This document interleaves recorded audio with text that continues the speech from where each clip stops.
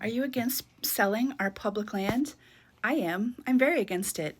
But did you know Wall Street almost had it bought and paid for? The key was in the door, and I don't care what you think about the Trump administration, but they saved our public land. And I'm going to tell you exactly how.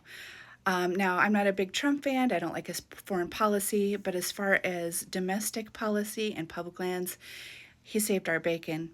Not him, but the administration. I'm going to tell you how.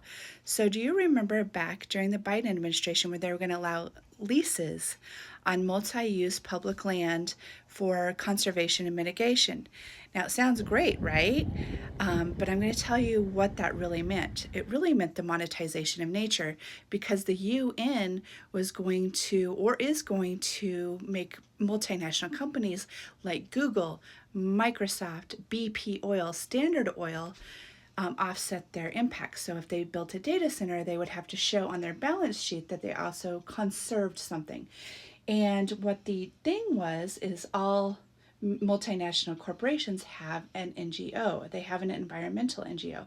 So like 360.org is Standard Oil's environmental NGO. And these NGOs would then advocate and get these conservation leases on multinational or multi-public land like BLM. They'd get a conservation lease, and then they would sell it back as an asset to this multinational company so they could have a balance on their balance sheet, impact versus conservation.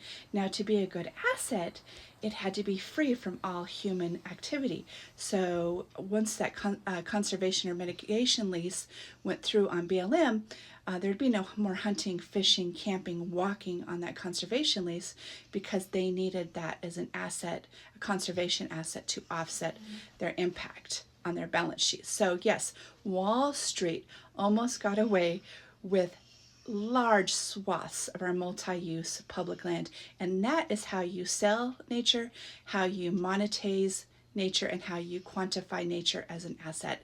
And thank God we dodged that bullet.